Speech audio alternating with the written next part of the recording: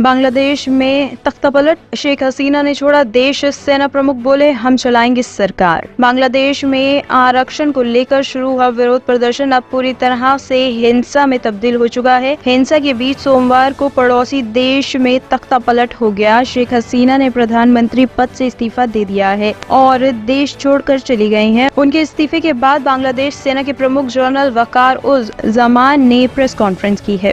The pressure and the demonstrations were mounting, and clearly the government there was under pressure.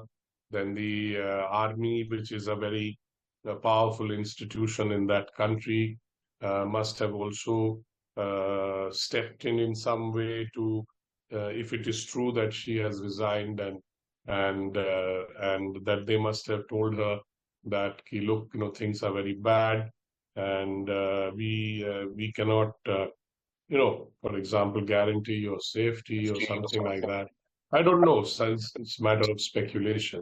So obviously, if this has happened, then it's a major event, political event in Bangladesh, because we are now going to see some kind of a new government, and what kind of government we don't know, whether it will be caretaker government or whether it will be another leader from the same party. The Awami League has a majority in parliament, and I don't know whether they are going to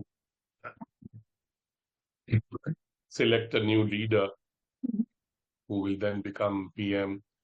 So there are various possibilities here now, but I doubt if it is. We can look forward to, I think. I would say a period of instability, uncertainty, which is bad for the country, and which is also not good for the region. And so India will be watching very carefully what is going to happen. का बात है आज जैसा बांग्लादेश में कुछ दिन पहले से जो घटना एक एक करके घट रही है, बहुत सारा लोगों का मृत्यु भी हो गया है, बहुत सारा छात्र लोग, जो भी है बांग्लादेश का इशू है। लेकिन आज बांग्लादेश से सुना है मीडिया के मार्फत कि बांग्लादेश से शेख हसीना जी हमारा देश में आ गया है। आप जानते हैं कि नरेंद्र मोदी जी ऐसा ही एक नेता है जिसका नेतृत्व में पूरा देश चल रहा है, पूरा देश सुरक्षित है। इसलिए तो जो शेख हसीना जी, उसको लगा कि भारत में आया, क्योंकि भारत इज ए गणतांत्रिक देश है और भारत में नरेंद्र मोदी जी का नेतृत्व में जो देश चल रहा है वो यहाँ पे सुरक्षित है, इसलिए यहाँ पे आए हैं। इसलिए हम लोगों को भी गर्व लगता है कि नरेंद्र मोदी जी का नेतृत्व में भारत सुरक्षित है, तो दूसरा देश से लोग भी शेख हसीना जी आज इस सिचुएशन में भारत के ऊपर ही आस्था रखा। बहुत ही दुख का बात है। देखिए ये बांग्लादेश का सिचुएशन है, बांग्लादेश के इश्यूज है, इसलिए मुझे ये बात नहीं करना चाहिए। ये वो देश का इंटरनल इशू है। लेकिन जो भी हो रहा है पूरा देश में, हमारे पश्चिम बंगाल के साथ बांग्लादेश का एक भाषा का बोलिए, आप कल्चर का बोलिए, बहुत सारा मतलब आदान प्रदान दोनों साइड से ही होते हैं। बहुत सारा लोग जाते हैं, कलाकार भी जाते हैं, फिल्म होते हैं, बहुत सारा कुछ यहाँ से होते हैं।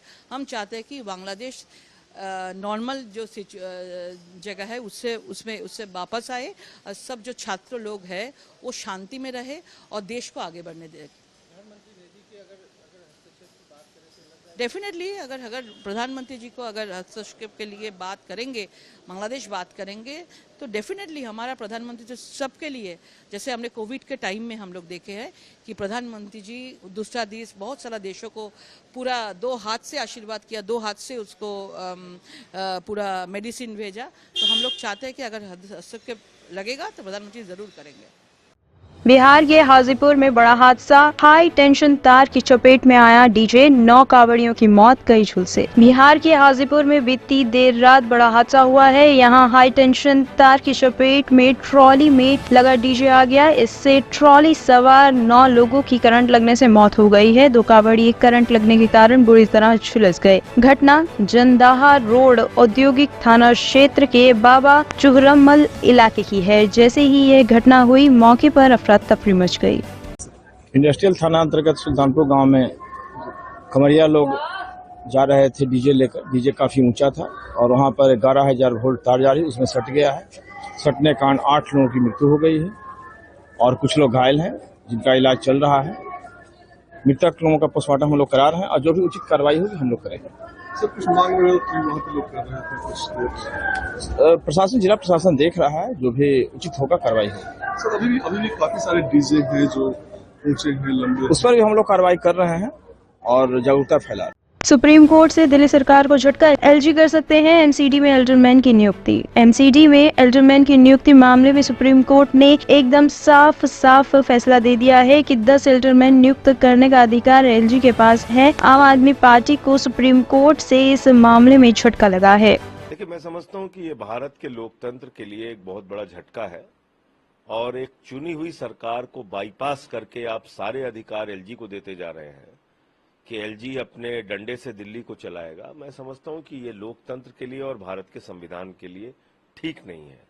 तो इसलिए जो माननीय सर्वोच्च न्यायालय का फैसला आया है, पूरे आदर के साथ मैं ये कहना चाहता हूं कि इस फैसले से हम लोग बिल्कुल असहमत हैं और ये दुर्भाग्यपूर्ण है फैसला, लोकतंत्र के भावना के खिलाफ है फैसला और जो सुनवाई के दौरान कोर्ट की टिप्पणी थी उसके बिल्कुल विपरीत फैसला है ये।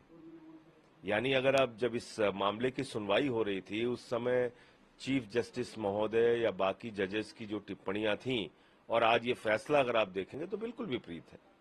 तो बाकी पूरा आदेश पढ़ के आगे क्या करना है वो रणनीति बनाएंगे। 1993 के एमसीडीएफ में एक संशोधन का हवाला दिया गया, इसमें क्योंकि राज्यपाल के पास तो शक्ति है, क्यों एल्डरमैन नियुक्त कर सकते हैं? भाई, सरकार दूसरे राज्यों में भी राज्यपाल ही मुहर लगाते हैं, लेकिन सरकार की अनुशंसा पे, सरकार की रिकमेंडेशन पे। दूसरे राज्यों में भी मनोनीत सभासद और पार्षद होते हैं, लेकिन चुनी हुई सरकार उनके नाम भेजती है और राज्यपाल उस पर मुहर लगाते हैं। दिल्ली में ऐसा क्यों नहीं है? यहां क्या चुनी हुई सरकार नहीं है? तो मुझे लगता है कि ये दिल्ली के लोगों की और लोकतंत्र के भावना के विपरीत फैसला है।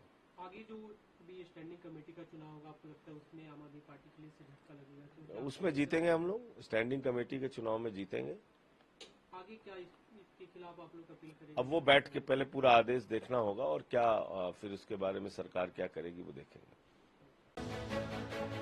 ब्यूरो रिपोर्ट, टीम तफ्तीश न्यूज।